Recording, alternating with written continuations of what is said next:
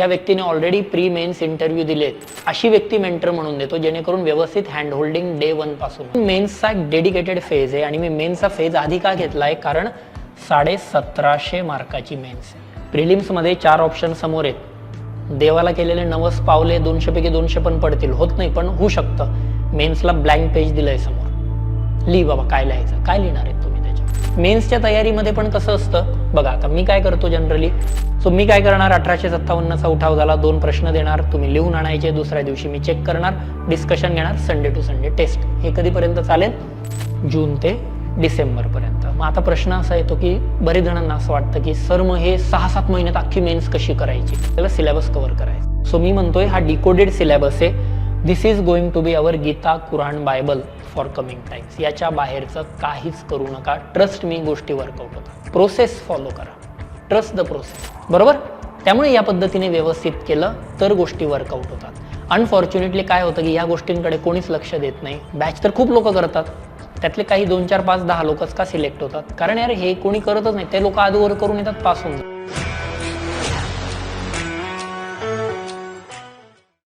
Hello guys, welcome to प्रयास. माय name is Aditya. Guys, आजचं हे जे स्पेशल सेशन आहे ते अशा कॅन्डिडेटसाठी आहे की जे आता त्यांच्या ग्रॅज्युएशनच्या 1ल्या, 2ऱ्या, 3ऱ्या, 4थ्या वर्षाला आहेत, बरोबर, किंवा ज्यांचं आता जस्ट ग्रॅज्युएशन झालंय आणि त्यांनी आत्ताच नुकतंच प्रिपरेशनला सुरुवात केली आहे आणि ते 2027 किंवा 2028चा अटेम्प्ट टार्गेट करत आहात. जर तुमचं आत्ता ग्रॅज्युएशन झालंय आणि तुम्ही आता 26चा अटेम्प्ट टार्गेट करत असाल तर माझं म्हणणं असेल की थोडा उशीर झालेला आहे आता. There is no point in running into this race. चलो प्रीपर्यंत तर आपण पोहोचू, पण प्री नंतरचा जो पुढचा मेन्सचा वेळ आहे तो खूपच कमी आहे. म्हणजे हार्डली किती 3-4च महिने मिळतात आणि एवढ्या वेळामध्ये मग ऑप्शनल, GS वगैरे या सर्व गोष्टी नाही होत. तर गाईज मला असं वाटतं की जर तुम्ही शेवटच्या वर्षाला आहेत आणि आत्ता तयारी करतायत किंवा तुम्ही इलिजिबल पण असाल आणि आत्ता सुरुवात केली आहे किंवा 1ल्या, 2ऱ्या, 3ऱ्या वर्षाला आहात, तर हे सेशन व्यवस्थित बघा की आपल्याला नेमकी पुढचा रोडमॅप कसा ठेवला गेला पाहिजे, कशा पद्धतीने रिक्वायरमेंट आहे एक्झामची आणि आपण नेमकी कशी एक्झॅक्ट स्ट्रॅटेजी आखली पाहिजे, जेणेकरून हा जो जर्नी आहे UPSCचा म्हणा किंवा MPSCचा म्हणा तो एकदम इझी होईल आपल्यासाठी.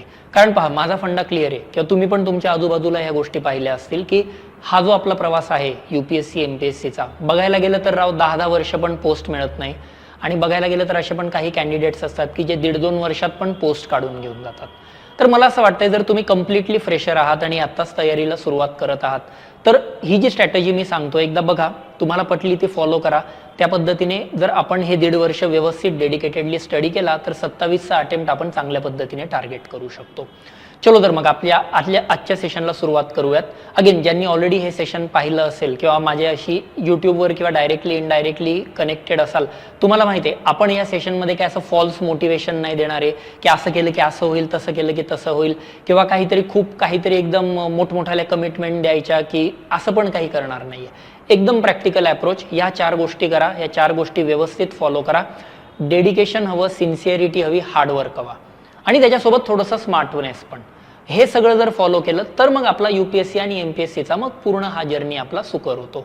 आणि याच्यासाठीच मग आपली जी इंटिग्रेटेड बॅच पण आहे 1.5 वर्षाची, जी की साधारण 3 टप्प्यामध्ये कशी असते, काय असते ते पण मी सर्व तुम्हाला सांगेल. पण मी म्हणेल तो दुसरा भाग, इंटिग्रेटेड बॅच जॉईन करा नका करू, that is up to you. पण निदान हा प्लॅन तरी अशा पद्धतीने असला पाहिजे, मला असं वाटतं की जेणेकरून तुम्हाला गोष्टी मग पुढे जरा चांगल्या पद्धतीने करता येतील. चलो तर मग आजच्या सेशनला आपण सुरुवात करूयात. तर बघा, आज जेव्हा आपण साधारण चर्चा करतोय किंवा जेव्हा तुम्ही हे व्हिडिओ बघत असाल, तुमच्या एक्झामला, ॲक्च्युअल अटेम्प्टला मला असं वाटतं की 12 महिन्यांपेक्षा जास्त कालावधी शिल्लक आहे. 12 मंथ्स प्लसचा प्लॅन म्हणतो मी आता याला. 12 मंथ्स म्हणजे की 13, 14, 15, 16, 17, 18, 2 वर्ष तर नाही आहे कोणाचं.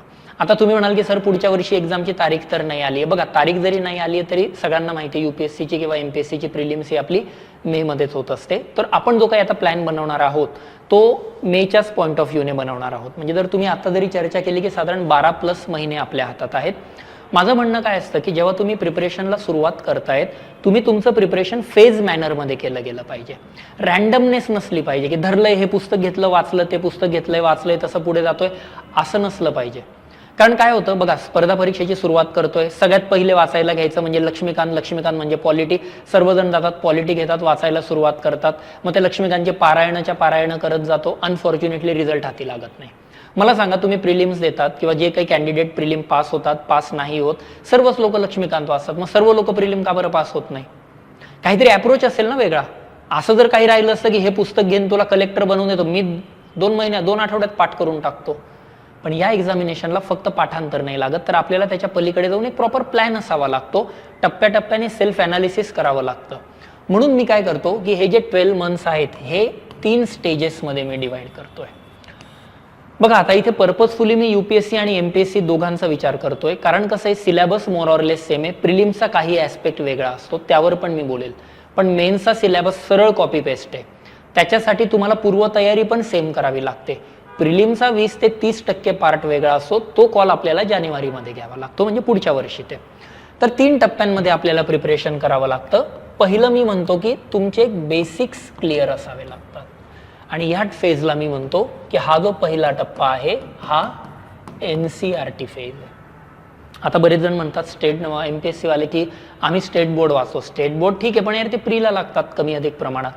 जर तुम्हाला डिस्क्रिप्टिव्ह मेन्सची तयारी करायची असेल, no matter whether you are writing UPSC, no matter whether you are writing MPSC, माझं सजेशन असतं पहिले NCERTची बैठक तगडी पाहिजे, तगडी पकडवी NCERT वरती. कशासाठी? याचे 2-3 टप्पे. आधी मी स्टेजेस सांगतो, मग आपण जरा एक एक स्टेजचं महत्त्व लक्षात घेऊ. तर माझं म्हणणं असतं पहिले बेसिक्स, त्याच्यानंतरचा टप्पा आहे तो मेन्स, आणि त्याच्यानंतरचा टप्पा आहे तो प्रिलिम्स. तर प्रिलिम्ससाठी मी म्हणतो 5 ते 6 महिने दिले गेले पाहिजेत, याच्यासाठी 6 ते 7 महिने दिले गेले पाहिजेत, आणि याच्यासाठी साधारण 2 ते 3 महिने दिले गेले पाहिजेत. तर मग असा हा टोटल आपला 12 ते 18 महिन्यांचा प्लॅन हा व्यवस्थित जातो. आता एक एक टप्पा मी या पद्धतीने का डिवाइड करतोय, चलो मग जरा त्यावर पण आपण थोडीशी चर्चा करूयात की कशा पद्धतीने चालतं. तर बघा, सगळ्यात पहिला टप्पा मी NCERTचा फेज सांगितलाय. आता हा NCERTचा फेज का बरं महत्वाचा आहे? UPSC साठी चलो एक वेळ बऱ्यापैकी माहित असते की NCERT वाचाव्या लागतात, पण त्या का वाचाव्या लागतात हे कोणी सांगत नाही. कोणीतरी सांगतं NCERT वाचायच्या, आपण वाचतो. राज्यसेवेलाही लागतात. का बरं? बघा, तुम्ही जर सिलेबस व्यवस्थित बघा, let's take an example of geography. तुम्ही जॉग्रफीचा सिलेबस बघा, तुम्ही जर जॉग्रफीचा सिलेबस पाहिला UPSC किंवा MPSCच्या मेन्सचा, तुम्हाला कळतं की सुरुवातच होते वर्ल्ड फिजिकल जॉग्रफी, जगाचा प्राकृतिक भूगोल. आणि मला सांगा, आपण प्राकृतिक भूगोल शाळेत कधी शिकलोय? शाळेत कसं शिकतो आपण? दक्षिण आफ्रिकेचा भूगोल, ऑस्ट्रेलियाचा भूगोल, ब्राझीलचा भूगोल, पाकिस्तानचा भूगोल, रशियाचा भूगोल, हे शिकतो. आणि इकडे डिस्क्रिप्टिव्हचा पहिलाच प्रश्न आहे पृथ्वीच्या अंतरंग, प्लेट टेक्टॉनिक्स थिअरी आणि कॉन्टिनेंटल ड्रिफ्ट थिअरी. कसा तो मॅच होईल ना? काय होतंय, जर आपलं शिक्षण स्टेट बोर्डातून झालेलं असेल, आपल्याला त्या डिस्क्रिप्टिव्हच्या सिलेबसची तोंड ओळखच नसते. Let's take an example of polity. काय पॉलिटी शिकतो आपण? नागरिकशास्त्र, civics. What do we learn in नागरिकशास्त्र? पंचायत राज, जिल्हा परिषद, ग्रामपंचायत इलेक्शन, संपला विषय. इकडे लक्ष्मीकांतचं पहिलंच चॅप्टर आहे तुमचं हिस्टॉरिकल अंडरपिनिंग्स, बरोबर ना? ते कायदे आहेत, संविधान आहे. कधी शिकला शाळेत संविधान? म्हणून मी म्हणतो की एक बेस तुमचा NCERTमुळे पक्का असायला पाहिजे, बरोबर? काय होतं NCERT व्यवस्थित केल्यामुळे? पहिलं म्हणजे की बेसिक्स तुमचे क्लिअर होतात. बेसिक्स म्हणण्यापेक्षा तुम्हाला ऍटलीस्ट विषयाची तोंड ओळख तरी होते की नेमकी काय करायचं आहे आणि कशा पद्धतीने करायचं आहे. अदरवाईज काय होतं, मी बऱ्याच कॅन्डिडेट्सला पाहिलंय, काय करतो राव आपण, काहीतरी बॅच लावून घेतो, काहीतरी फ्रीमध्ये लेक्चर अवेलेबल आहेत म्हणून काहीतरी लेक्चर बघतो, आणि जॉग्रफीचं लेक्चर मी सुरू करताना सपोज प्लेट टेक्टॉनिक्सने करतो, काय चाललंय काहीच समजत नाही. मग तो फॅकल्टी पुढे पळत जाते, आपण त्याच्या मागे चेस करतो, फॅकल्टी पुढे पळत जाते, आपण त्याच्या मागे चेस करतो. हा पकडापकडीचा गेम वर्षभर चालतो. वर्ष 1.5 वर्ष झाल्यानंतर आपल्याला साक्षात्कार होतं UPSC MPSC म्हणजे काय, आणि मग तिथून खरा प्रवास चालू होतो. म्हणजे जो प्रवास ऍक्च्युअली 1.5-2 वर्षामध्ये संपायला पाहिजे, क्लास त्याच्यासाठीच लावलाय ना आपण, प्रवास छोटा करण्यासाठी. अरे तुमचा सुरुवातच तिथून होते बॅच संपल्यानंतर, आणि मग तिथून पुढे आणखी 1.5 वर्ष झाले की 3-4-5 वर्षाचं सायकल हेच झालंय. सो हे टाळायचं असेल तर माझं म्हणणं असेल की दिस इज द राईट टाइम की ज्याच्यामध्ये आत्ताच आपल्याला NCERTमध्ये इन्व्हेस्ट करावं लागतं. सो पहिले बेसिक पक्क होतं. दुसरी गोष्ट म्हणजे जेव्हा तुमचे लेक्चर्स होतात, लेक्चर्स त्यांच्या अंडरस्टँडिंगसाठी तुम्हाला मदत होते, की एकदम सगळं नवीन नाही वाटत की अरे काय चाललंय हे, असं नाही होत कधीच ते. म्हणून मी म्हणतो बेसिक्स क्लिअर, लेक्चरची अंडरस्टँडिंग. तिसरा फायदा होतो NCERT वाचल्याचा महत्त्वाचा, ते म्हणजे की तुम्हाला तुमचा ऑप्शनल निवडायला मदत होते. जर आता तुम्ही सपोज कन्फ्यूज असाल, जॉग्रफी घ्यायचा का पॉलिटी घ्यायचा का हिस्ट्री घ्यायचा का इतर कोणता तरी घ्यायचा, बऱ्याच वेळा तुम्हाला अनुभव नाहीये, आपण ते टेक्निकल बॅकग्राऊंडवरून आलेलो असतो, बॅकग्राऊंड वेगवेगळं असतं, शाळेमध्ये कधी शिकलेलो नसतो हे विषय. कोणीतरी काहीतरी सांगता रे XYZ ऑप्शन चांगला आहे, चलो चलो तो घेऊ. कोणीतरी यूट्यूबवर सांगतो की मैंने कुछ पढ़ाई नहीं, ऑप्शनल अच्छा ये ले लो, आपण तो घेतो. Guys, don't follow anybody like a sheep. मेंढरांसारखं मागं नाही जायचं. ॲनालिसिस करा ना. तुम्हाला जर कोणी म्हणतंय PSIR ऑप्शन चांगला आहे, बाळा घेऊन टाक PSIR ऑप्शनल आणि मार्क्स येतात, पण बाळा अरे तू NCERT वाचायला घेतोय, NCERTच्या टेस्ट देतोय, तिथंच मार्क नाही येतात पॉलिटीला, PSIRला कुठून मार्क येणार आहेत? त्या उलट हिस्ट्री अजिबात आवडत नाहीये. कोणी म्हणतं हिस्ट्री वाचते, मार्क्स येत नाही. पण दादा तुला जर मार्क येत आहेत NCERT मध्ये, घे ना हिस्ट्री ऑप्शनल. भावना बाजूला, आवड निवड बाजूला, मार्क्स दाखवा, विषय मिटवा. तुम्हाला काय PhD करायची PSIR मध्ये, नंतर करा ना. सो आपल्याला त्याची एक मदत होते, ऑप्शनल. बरोबर. चौथा फायदा होतो NCERT जर तुम्ही व्यवस्थित थरोली कराल आत्ताच्या ह्या स्टेजमध्ये, म्हणजे मी साधारण म्हणेल की मे जून पर्यंत जर तुम्ही आत्ता जरी लागलात NCERT जर व्यवस्थित केलात, तर चौथा बेसिक फायदा होतो की तुम्हाला बेसिक आन्सर रायटिंगची आयडिया येते. का बरं? कारण जेव्हा तुम्ही आपल्याकडे याल, आपल्याकडे जी इंटिग्रेटेड बॅच मी म्हणतोय 1.5 वर्षाची, त्याच्यामध्ये पहिला टप्पा NCERT आहे. त्याच्यामध्ये मी काय करतो की सपोज तुम्ही आता हिस्ट्रीच्या NCERTs वाचायला घेतल्या, मी काय करेल, तुम्हाला हिस्ट्रीच्या NCERTचे कंपाईल्ड नोट बनवून देईल. नोट कशासाठी? कारण बघा, तुम्ही 6वीलाही हडप्पा शिकतात, 8वीलाही हडप्पा शिकतात, 10वीलाही हडप्पा शिकतात, 11वीलाही हडप्पा शिकतात. शाळेत हे ठीक आहे, पण यार ॲज ॲस्पिरंट म्हणून मी 4 वेगवेगळ्या NCERT कशाला वाचू ना? मी तुम्हाला कंपाईल एक नोट होतो, त्याच्यामधून बघा. त्या उलट जे मराठीतून तयारी करतायत, मराठी ॲस्पिरंट काय करतात, मराठी करत असल्यामुळे इंग्लिशचा बोंब असते थोडीशी, मग आपण काय करतो, हिंदीमध्ये शिफ्ट होतो. अरे आपली हिंदी तेरको मेरको टाईप हिंदी आहे, ती अस्खलित हिंदी आहे. हिंदी वाचून मराठीत उत्तरं कसे लिहित आहेत? मी देतो ना ट्रान्सलेटेड नोट्स तुम्हाला. ऑफिस नंबरला पिंग करा, सगळ्या नोट्स तुम्हाला मिळतील. बरोबर. तर नोट्स देतो. आणि जर त्या नोट्समध्ये आपण काय करूयात, सपोज 20 चॅप्टर्स आहेत हिस्ट्रीच्या नोटमध्ये, आपण डिवाइड करू 10-10. पहिले 10 चॅप्टर वाचून झाले, आपण एक टेस्ट घ्यायची. टेस्ट 2 पद्धतीची घेऊ. एक येते तुमची डिस्क्रिप्टिव्ह, दुसरी येते ऑब्जेक्टिव्ह. टेस्टवरून आपल्याला अंदाज येईल की आपण जे वाचतोय ते बरोबर वाचतोय, चूक वाचतोय, काय प्रॉब्लेम येत आहेत, काय एरर येत आहेत, कसं येतंय, काय येतंय. त्याच्यावरून मग पुढे काम करायला सोपं जातं. अदरवाईज काय होतं, तुम्ही डायरेक्ट NCERT वाचतात आणि डायरेक्ट कुठे कधीतरी मे जून जुलैमध्ये आन्सर रायटिंग करायला लागतात. मेजर प्रॉब्लेम काय येतो त्या ठिकाणी की तुम्हाला जर आन्सर रायटिंगचं ABCDच माहीत नसेल आणि डायरेक्ट तुम्ही टेस्ट सिरीज लावली, बॅच लावली, काहीतरी करायला लागले, मग यार तुमच्या आन्सरमध्ये 10वी-12वीच्या पोराच्या आन्सरमध्ये काय फरक आहे? तेच आहे ना. आपण हे काय नवीन थोडी शिकतोय, आपण हडप्पा वगैरे ते या रॉकेट सायन्स थोडी आहे. तुम्ही तेव्हाही वाचलंय, आत्ताही वाचलंय, फरक काहीच नाही आहे. फरक फक्त एवढाच आहे, सगळ्या गोष्टी सर्व ठिकाणी एकाच वेळी आपण एकत्र करून शिकतो. That's it. आवाका मोठा आहे, बरोबर. सिलेबस तर मोठा आहेच, पण त्याचा आवाका पण मोठा आहे. तो ज्याला झेपला, जो कन्साईज करू शकला, उसकी नैया पार हो गई. सो म्हणून आपल्याला कामात येतात ते म्हणजे की आन्सर रायटिंगला एक फायदा होतो. आणि गमतीचा भाग म्हणजे की बऱ्याच वेळा असं पण मी पाहिलंय बरं का, की आमचे सर खूप भारी, हे भारी, ते भारी, म्हणजे व्यक्तिपूजा पण सुरू होते. मी म्हणतो व्यक्तिपूजा का करतो माणूस? कारण आपण जे सांगतो ती व्यक्ती पहिल्यांदाच ऐकलेलं असतं ना ते, कारण आपल्याला माहीतच नाहीत त्या गोष्टी. मी म्हणतो जर व्यक्तिपूजा सुरू झाली ना, पोस्ट लांब जाते. एकदम रॅशनल डिस्कशन आहे. सर भारी आहेत म्हणून तुम्हाला पोस्ट येणार आहे का? नाही. सरांशी चर्चा झाल्या पाहिजेत. जेव्हा तुम्ही जूनमध्ये ॲक्च्युअल मेन्सच्या टप्प्यावर उतरतायत, चर्चा झाल्या पाहिजेत. बॅचचा फायदा आन्सर रायटिंगसाठी झाला पाहिजे. बरं बघा ना, तुम्ही तुमच्या बरोबरीचे पण बरेच मित्र आधी इंटिग्रेटेड बॅच, फाउंडेशन बॅच करतात, नंतर टेस्ट सिरीज लावतात. का बरं? बॅचमध्येच नाही सांगता आलं का हे सगळं? बॅचमध्ये झालंच नाही. का बरं? कारण पायाच मजबूत नाही आहे. भाई मला जर पहिल्यांदा कळतंय प्लेट टेक्टॉनिक्स थेअरी काय, असं प्लेट नावाची पण संकल्पना आहे, तू काय आन्सर लिहिणार आहे, तू काय चर्चा करणार आहे फॅकल्टीशी? येतंय लक्षात?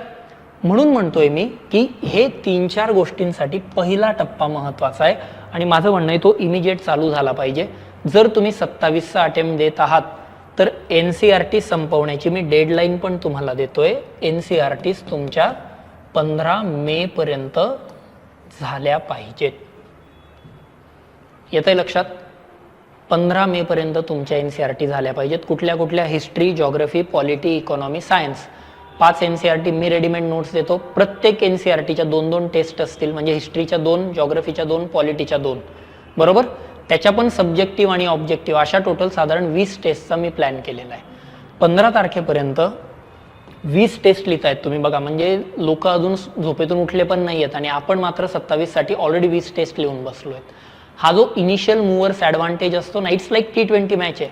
20 ओव्हरमध्ये 200 रन चेस करायचे आहेत, पॉवर प्लेमध्ये 70 रन मारले, संपला ना विषय, अर्धी मॅच तिथंच जिंकले तुम्ही.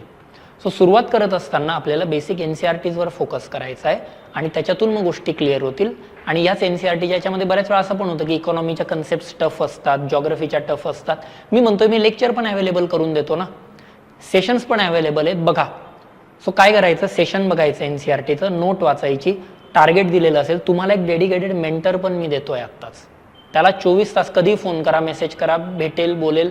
ज्या व्यक्तीने ऑलरेडी प्री मेन्स इंटरव्ह्यू दिलेत अशी व्यक्ती मेंटर म्हणून देतो, जेणेकरून व्यवस्थित हँड होल्डिंग डे 1 पासून होईल. मी आधीच म्हटलो या सेशनच्या सुरुवातीला की प्रिपरेशनमध्ये रॅन्डमनेस नसली पाहिजे. काही उठलाईन वाचायला घेतलं असलं नसलं पाहिजे. प्रिपरेशन एक साचेबद्ध पद्धतीने पुढे गेलं पाहिजे ना, बरोबर. सो तुम्हाला इंडिव्हिज्युअल प्लॅन पण मिळेल कशा पद्धतीने जायचंय, नोट्स देतोय. तुमचं काम काय राहू, दिलेलं टार्गेट त्या दिवशी पूर्ण करायचं, येऊन टेस्ट लिहायचे, बस ना. ॲज अ ॲस्परंट म्हणून मला वाटतं की हेच काम असलं पाहिजे. विराट कोहली गंभीरपेक्षा भारीच आहे बॅट्समन, तरी पण त्याला गंभीरची गरज काय, कारण या बाकीच्या गोष्टी तो सांभाळतो ना. गंभीर कोणता बॉलर कसा आहे काय, हा गडी फक्त प्रॅक्टिस करतो. तुम्ही फक्त प्रॅक्टिस करा ना. सुरुवातीला भीती वाटते, तुम्ही म्हणाल की सर आम्ही आन्सर रायटिंग कसं करू, आम्हाला जमतच नाही, हे नाही ते नाही. म्हणून तर मी 20 टेस्ट देतोय ना टोटल, 10 डिस्क्रिप्टिव्ह आणि 10 ऑब्जेक्टिव्ह. त्याच्यामध्ये तर तुमचं बेसिक आन्सर रायटिंग बिल्ड होतं. आणि मेंटर त्यासाठीच आहे ना, आम्ही आहोत, फॅकल्टीज आहेत, मेंटर आहेत. विचारा, भेटा, बोला, चर्चा करा. आपण बोलतच नाही, विचारत कुठेतरी टीव्ही लावून दिलेला आहे, काहीतरी लेक्चर बघतोय आपण कोपऱ्यामध्ये बसून आणि झालं, संपलं, जय हिंद जय महाराष्ट्र. व्हिडिओ बघून थोडी पास होतं. असं व्हिडिओ बघून पास होता आलं असं ते घराघरात विराट कोहली फिरले असते, बरोबर ना. सगळा भारत बघतो ना त्याला, तो एकच आहे, कारण तो मैदानावर उतरलाय, त्याने डाऊट विचारले, त्याने ते सॉर्ट केलेले. सो या पद्धतीने हा पहिला टप्पा असेल जो तुम्हाला बेसिक्स क्लिअर करून देईल. लेक्चरमध्ये तुम्हाला पुढे अंडरस्टँडिंग चांगली होईल. म्हणजे असं नाही की अरे काय चाललंय असं. पुढे ऑप्शनल निवडायला मदत होईल. ब्लाइंडली ऑप्शनल निवडू नका. मी त्याच्यावर वाटल्यास एक सेपरेट सेशन पण घेईल की ऑप्शनल कसा निवडला पाहिजे काय, तर पण ब्लाइंडली नका निवडू. आणि शेवटचं म्हणजे तुम्हाला आन्सर रायटिंगचा पाया आत्तापासून मजबूत होईल आणि ती जी व्यक्तिपूजा आपण करतो ती व्यक्तिपूजा थांबेल. त्यामुळे आत्तापासून NCERTs गरजेचे आहेत, whether you are preparing for UPSC or MPSC. डिस्क्रिप्टिव्हला NCERT शिवाय पर्याय नाही. ऑलराईट, हा झाला पहिला टप्पा. मग येतो तुमचा दुसरा टप्पा, तो म्हणजे की मेन्सचा टप्पा. आणि जसं मी सांगितल्याप्रमाणे तो साधारण कुठून चालतो, जून ते डिसेंबर 2026. साधारण हे 6 ते 7 महिने आहेत. मला असं वाटतं की डेडिकेटेडली आन्सर रायटिंगवर फोकस केला गेला पाहिजे. आता तुम्ही म्हणाल की सर पण प्री आणि मेन्स सोबत केलं तर, बघा कसं आहे, व्हेटरन असेल, मी 4 मेन्स दिलेले आहेत, 2 इंटरव्ह्यू दिलेत, माझ्यासाठी काही कठीण नाही आहे प्री आणि मेन्समध्ये सेग्रिगेट करणं. पण तुम्हाला माहीतच नाही आहे ना. लेट्स टेक एन एक्झाम्पल, असहकार चळवळ, non cooperation movement. Non cooperation मुवमेंटमध्ये प्रीला काय प्रश्न विचारतात, खालीलपैकी कोणते नेते असहकार चळवळीचा भाग होते, which among the following leaders were part of non cooperation movement. मेन्सला काय प्रश्न विचारतील, how non cooperation movement has shaped the Gandhian leadership in India. फरक आहे ना. इकडे ॲनालिसिस आहे, असहकार चळवळीने गांधीवादी नेतृत्वाला कशी चालना दिली. इथं कसं काय तुम्ही नावं लिहित आहेत प्रीचे, फॅक्ट्स वेगळे जातात ना. त्या सगळंच जर तुम्ही एकत्र केलं तर यार मग ते आन्सरमध्ये तुम्ही नावं लिहायला लागतात. फॅक्च्युअल आन्सर आहे का, युनिव्हर्सिटीचा पेपर थोडी चाललाय, तू डायग्राम दिखा बाकी का सब बना लूंगा, अशा पद्धतीने थोडी पास होणार आहेत आपण. सो जे करतोय ना टेस्ट मॅचसाठी, टेस्ट मॅच तशीच प्रॅक्टिस हवी ना. T20 बॅट्समनला टेस्ट मॅच खेळायला लावणार आहे असं थोडी आहे. बेसिकली तो बॅटिंगच करतोय, वाचतोय तो लक्ष्मीकांतच. अप्रोच म्हणून मेन्सचा एक डेडिकेटेड फेज आहे. आणि मी मेन्सचा फेज आधी का घेतलाय, कारण 1750 मार्काची मेन्स आहे. प्रिलिम्समध्ये 4 ऑप्शन समोर आहेत. देवाला केलेले 9 पावले, 200 पैकी 200 पण पडतील, होत नाही पण होऊ शकतं. मेन्सला ब्लँक पेज दिलंय समोर, लिही बाबा काय लिहायचं, काय लिहिणार आहेत तुम्ही त्याच्यावर. क्लिअर. सो आधी मेन्सची तयारी करायची आहे. मेन्सच्या तयारीमध्ये पण कसं असतं बघा, आता मी काय करतो जनरली की आता एखादा टॉपिक मी शिकवला, लेट्स से 1857चा उठाव.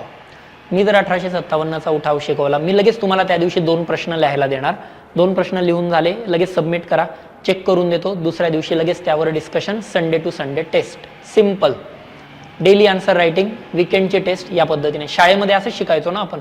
एखादा चॅप्टर संपल्यावर गृहपाठ द्यायचे बघा, होमवर्क. का बरं द्यायचे, त्या मास्तरला कामं नाही म्हणून द्यायचे का, काही पगार देतंय सरकार, कामाला लावा, खाली नाही बैठने दूंगा, असा अप्रोच आहे का तो.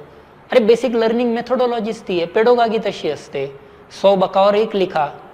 भले बघून लिहायचं होमवर्क शाळेत, असंच करतो आपण 90% केसेसमध्ये, पण यार लिहिल्याने ते फिट होतं ना. शाळेत कधी येतं का टेन्शन, रिव्हिजन नाही झाली आणि उद्याच्या पेपरला घामगाळ, बीपी हाय झाला आणि हे झालं, असं नाही होत कधी. कारण शाळेत आपण सिन्सिअरली बेसिक ABCD प्रमाणेच अभ्यास करतो. थोडं मोठं झाल्यावर कॉलेजला वगैरे आल्यावर आपल्याला शिंग फुटतात, मग आपल्याला तो फाजील आत्मविश्वास येतो, 1 नाईट स्टडी करून आता टॉप मारू. म्हणजे करतो यार अभ्यास तू रात्रभर आणि स्वप्न बघायची युनिव्हर्सिटी गोल्ड मेडलिस्ट बनायचे, असं थोडी. बेसिक तुम्हाला प्रोसेसला रिस्पेक्ट द्यावा लागतो. सो मी काय करणार, 1857चा उठाव झाला, 2 प्रश्न देणार, तुम्ही लिहून आणायचे, दुसऱ्या दिवशी मी चेक करणार, डिस्कशन घेणार, संडे टू संडे टेस्ट. हे कधीपर्यंत चालेल, जून ते डिसेंबर पर्यंत. मग आता प्रश्न असा येतो की बरेच जणांना असं वाटतं की सर मग हे 6-7 महिन्यात अख्खी मेन्स कशी करायची. अख्खी मेन्स कशी करायची, त्याचं सिंपल उत्तर आहे, त्याच्यासाठी तुम्हाला सिलॅबस माहीत असणं गरजेचं आहे. आता मेन्सचा सिलॅबस आहे बरोबर, UPSC MPSC दोघांचा सेमच आहे, डायरेक्ट कॉपी पेस्ट केलेलं आहे. 5% भाग वगळता ते मी नंतर सेपरेट सेशनमध्ये सांगेन. बघा आता हा सिलॅबस दिलेला आहे, सिलॅबसचा पहिला टॉपिक आहे कुठला, मराठी पण आहे, काही लोड नका घेऊ, कुठला तरी मी इंग्लिश दाखवतो आता. Indian culture, salient aspect of art form, literature, architecture, ancient, म्हणजे भारताचं संस्कृती, याच्यामध्ये ancient history, medieval history, modern history सगळं येतं आर्ट अँड कल्चरच्या पॉईंट ऑफ व्ह्यूने बरोबर. म्हणजे प्राचीन, मध्ययुगीन आणि प्राचीन मधलं आधुनिक मधलं सगळं आर्ट, कल्चर, डान्स, लिटरेचर वगैरे ते फक्त सिलॅबसची 1 लाईन दिली आयोगाने. आता बघायला गेलं याच्यासाठी 100 पुस्तकं आहेत, UPSC थोडी पुस्तकं देते, अगेन म्हणतो युनिव्हर्सिटी एक्झाम थोडी. त्याच्यासाठी AL बाशम नावाचं पुस्तक आहे, 1000 पानांचा असा ठोकळा येतो, वाचणार आहेत का तुम्ही. प्रत्येकासाठी मी ठोकळे सांगतो. या ठिकाणी दिले वर्ल्ड फिजिकल जॉग्रफी, जर वाचा सविंद्र सिंग यांचं फिजिकल जॉग्रफी ऑफ इंडिया, किंवा मराठीवाल्यांनी सौदी वाचा, एवढी साईज आहे बुकची. ते जर वाचणार तर यार 6 महिने काय 6 वर्ष पण अपूर्ण पडतील एक अटेम्प्ट द्यायला. काय करतो आपण, तुम्हाला सिलॅबस डिकोड करता आला पाहिजे. डिकोड म्हणजे काय की PYQs, प्रिव्हियस इयर क्वेश्चनमध्ये कसे प्रश्न विचारलेत, आता सध्या ट्रेंडमध्ये काय, करंटमध्ये काय, हे करून आपण काय केलंय, सिलॅबसला डिकोड केलंय. मी वाटल्यास ती पण फाईल शेअर करतो. आता हा मराठीमध्ये डिकोडेड आहे. भूगोलामध्ये जेव्हा आपण बघतो भूरूपशास्त्र, जिओमॉर्फॉलॉजी, हा जो टॉपिक आपण बघतो बघा, सिंपल सिंपल आहे. हे काय, हे 4-5-6 टॉपिक बघा, एंड ऑफ द स्टोरी, याच्या बाहेरचं काहीच वाचू नका ना. किंवा same is the case with या ठिकाणी, आता जसं की सोसायटीचा टॉपिक आहे पॉवर्टी, म्हणजे आता पॉवर्टी नावाचा टॉपिक आहे, दारिद्र्य. काय काय वाचायचं पॉवर्टीमध्ये, बस एवढं दिलं, एवढं बघा. मी रेडीमेड नोट्स देतो, तुम्हाला काही नेटवरून बघायचं आहे ते बघा, काही XYZ पुस्तक वाचायचं आहे वाचा की. सिलेक्टिव्ह रिडिंग झालं पाहिजे, विनाकारण अननेसेसरी नाही. जसं त्या महाभारतामध्ये अर्जुनाला पोपटाचा डोळा दिसतो तसं असलं पाहिजे, बस तेच तेवढंच वाचणार, विषय संपला. फापट पसारा अजिबात नाही. सिलेबस मोठा आहे, लोकांचे जन्म जातात त्यावर PhD करण्यामध्ये. आपल्याला नुसतं तेच नाही आहे, history, geography, polity, economy, society, governance, social justice, international relations, ethics, optional वेगळे. बघा मला धाप लागली विषय वाचता, नावं घेताना. आपल्याला सिलेबस कव्हर करायचं आहे. सो मी म्हणतोय हा डिकोडेड सिलेबस आहे. This is going to be our Gita, Quran, Bible for coming times. याच्या बाहेरचं काहीच करू नका, ट्रस्ट मी, गोष्टी वर्कआउट होतात. येतंय लक्षात. आणि मग तो आवाका व्यवस्थित येतो. डेली आन्सर रायटिंग पण होतं, विकेंडच्या टेस्ट पण होतं. आता मला सांगा एवढं करून काय बाकी राहतंय.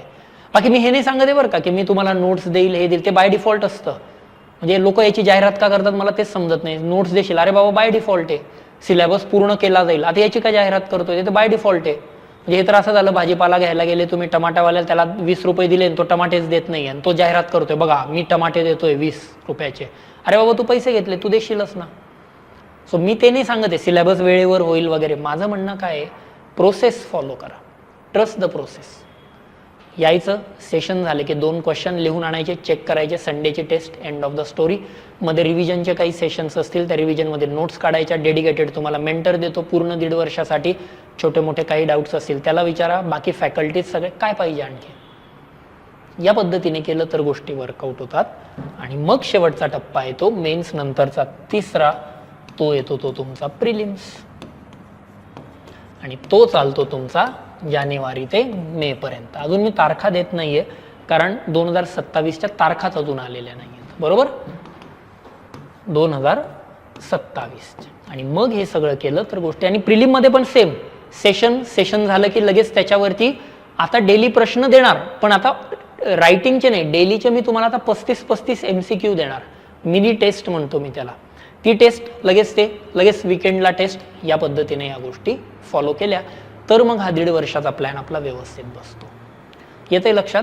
सो माझं म्हणणं तेच आहे की डेलीचे टार्गेट डेली पूर्ण करा, trust the process, follow the process, बाकी तुम्हाला वेगळं करायची काहीच गरज येत नाही. क्लिअर? आणि मी जसं आधी म्हटल्याप्रमाणे एक रँडमनेस नसली पाहिजे, एक काहीतरी एक प्रॉपर स्ट्रक्चरिंग असलं पाहिजे. त्यामुळे तुम्ही जेव्हा बघतायत आता हे जे सेशन तुम्ही बघाल, जसं की आता या वर्षीचंच हे स्पेशल मेनचं शेड्यूल आहे, कोणतंही शेड्यूल बघा तुम्ही प्रयासमध्ये, प्रत्येक शेड्यूल मी तारखेनुसार देतोय, त्या तारखेला ते होणारच. आसमान फट जाए या फिर जमीन निगलले, पण त्या दिवशी ते होणार. नाही ते असं नाही की काहीतरी जूनमध्ये सरांच्या मावस बहिणीचं लग्न आलं आणि सर महिनाभर गायब. सरांच्या मावस बहिणीचं लग्न आहे, मी तुमचं का बरं दिवाळं काढतोय ना त्याच्यामध्ये? तुम्ही ॲस्परंट आहेत यार. मी जेव्हा स्वतः ॲस्परंट होतो मला नाही चालत असं की 2 महिने माझे सरच गायब आहेत, तर ते सरांनी काढा लग्न, पण कधी शेड्यूल बघा विदाऊट हॅम्परिंग युअर कमिटमेंट्स. ओके? त्यामुळे हे डे वाईज, आता हे स्पेशल मेन्स आहे जे हे यावर्षी मेन्सला आहेत, हे प्रिलिम्स आहे यावर्षीचं, पुढच्या वर्षीचं अजून मी देत नाही आहे कारण आयोगाने तारखाच दिलेल्या नाही आहेत. MPSC किंवा UPSCने शेड्यूल टाकलं पुढच्या वर्षीचं, मी देतो. बघा हे या डे वाईज आहे, 5ला काय होईल, 7ला काय होईल, 8ला काय होईल. आजची तारीख काय आपली, लेट्स से की आजची तारीख आपण 14 जानेवारी पकडू. बघा त्या दिवशी हेच होणार, याच पद्धतीने हे चालणार. आणि हे तुम्ही बाकी कोणालाही विचारून बघा, या पद्धतीने गोष्टी प्रयासमध्ये फॉलो होतात नाही होतात, मी बाकी काही सांगत नाही. आणि मी हे पण चॅलेंजवर सांगतो, तुम्ही XYZ कोणत्याही ठिकाणी जा, त्यांना सांगा सर मला 1.5 वर्षामध्ये या तारखेला या दिवशी मी काय करू ते मला सांगा, मी आज तुम्हाला सांगतोय या पद्धतीने तुम्हाला हे करायचं आहे. मोठी कमिटमेंट आहे. बाकी मी ते पण सांगतो, काही होऊन जाऊ दे माझ्या पर्सनल लाईफमध्ये किंवा कोणाच्या इथे, सर्व फॅकल्टी दिलेल्या कमिटमेंट या पद्धतीनेच फॉलो करतील. रादर माझं म्हणणं हे करायलाच पाहिजे, दिस इज प्रोफेशनलिझम. आणि हे असलं तर मग ते विद्यार्थ्यांमध्ये पण येतं, ते सर्व्हिसेसमध्ये पण येतं. येतंय लक्षात? तुम्ही वाटल्यास आपल्या टेलिग्राम चॅनेलवर कोणतंही शेड्यूल स्क्रोल करून बघा, याच पद्धतीने चालतं. बरोबर? सेम मेन्सचं जसं तुम्ही म्हणत होते ना की 6 महिन्यामध्ये गोष्टी कव्हर होतील की नाही, हे बघा हे गेल्या वर्षीचंच शेड्यूल आहे. अगेन या वर्षीच्या तारखा नाही आलेल्या, पण मी म्हणतोय साधारण जूनपासून आपण स्टार्ट करू, तोपर्यंत डेट येऊन जातात. 2 जूनला पॉलिटी चालू होणार, किती सेशनमध्ये होणार, कोण घेणार, हे सगळं कधीपर्यंत चालतंय तुमचं. सायन्स अँड टेक्नॉलॉजी 15 ते 31 डिसेंबर 15 सेशन धनंजय सर घेणार. एन्शियंट मेडायवल हिस्ट्री या पद्धतीने. So this is how a planning should be. आता तू प्रश्न दुसरा येतो की सर मग एवढंसं 15-20 लेक्चरमध्ये कसं संपणार आहे? एक सेशन 2.5-3 तासाचं असतं. सो टीचिंग अवर्स हे 51 अवर्स होतात, 2-2, 1.5-1.5 तासाचे पकडले तर ते सेशन आपले 25 ते 30 होतात. पहिली गोष्ट. दुसरी गोष्ट, फापट पसारा शिकायचाच नाही आहे ना. वर्ल्ड हिस्ट्रीचा जर सिलेबस तुम्हाला ठरवून दिलेला आहे, मी कशाला तुम्हाला सांगतोय जर्मनीचं युनिफिकेशन आणि इटलीचं युनिफिकेशन. जो सिलेबसचा टॉपिक आहे तेवढं शिका, तेवढं विषय मिटवा. बाकी शिकायचे, PhD करायचे आयुष्य पडलंय. बरोबर?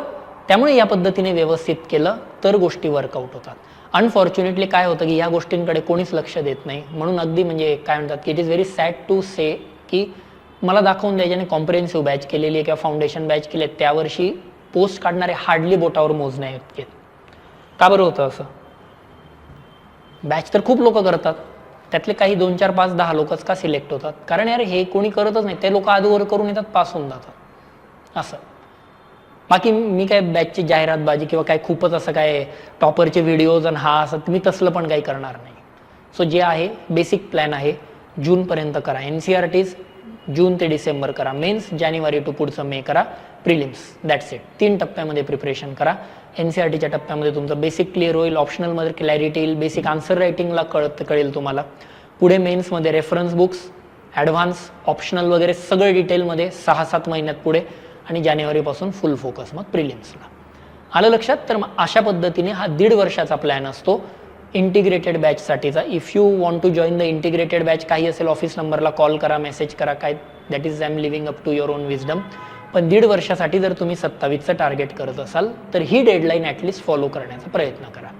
ठीक आहे? तर मग या पद्धतीने या सगळ्या गोष्टी चालतील. आय होप माझा जो मेसेज होता की पुढचं प्लॅनिंग कसं असलं पाहिजे, काय असलं पाहिजे, यात क्लिअर होतं आहे. याच्यानुसार मग तुम्हाला तुमच्या एक्झाम्स वगैरे सर्व ॲडजस्ट आहे ना, तुम्हाला वर्षभराचं शेड्यूल माहिती आहे. या दिवशी हेच सेशन होणार, या दिवशी हेच चालणार. तुम्हाला कळतं आहे ना तुमच्या कॉलेजच्या एक्झाम कधी येत आहेत. तुम्ही वर्किंग प्रोफेशनल असाल तर you will get to know की कधी आपल्याला लोड असेल, कधी लोड नसेल. म्हणजे काय पिक्चर क्लिअर होतं. मी परत सांगतो, रँडमनेस नसली पाहिजे. माझ्या कन्व्हिनियंटमुळे मी तुमचं करिअर नाही खाऊ शकत की यार माझ्या घरी लग्न आलं आणि मी गायब झालो, असं नसलं पाहिजे. पण यार प्रोव्हाइडेड तुम्ही पण तेवढे सिरियस आहात. तुम्हाला ते तुमच्या वेळेचं महत्त्व कळलं पाहिजे ना. तुम्हालाच तुमच्या वेळेचं महत्त्व नाही कळते. काहीतरी बघतोय ना आपण पळत जातोय. अरे असं नाही, बघा प्लॅन करा व्यवस्थित. हेच तर प्लॅनिंग आहे ना. आणि प्लॅन मी देतोय रेडीमेड, फक्त एक्झिक्यूट करा. नाहीतर काय होतं, आपण प्लॅन करतो वर्षभर, प्लॅनिंगच खेळतो. आणि ट्रस्ट मी स्वतःला विचारून बघा, 15 दिवसाच्या वर स्वतः गेलेला प्लॅन तर कधीच टिकत नाही. सो बेसिक करू आपण, या पद्धतीने चालू देऊ. काही डाऊट्स असतील तर विचारा. ओके, चलो मग आजचं सेशन मी इथेच थांबवतो. I hope this session was helpful to you people. बाकी मग आपण तर मग रेग्युलरली या यूट्यूबवरून किंवा ऑफलाईन जे आहेत त्यांच्याकडनं तर भेटतच राहू. ठीक आहे, चलो then, all the best, take care, bye bye, see you. या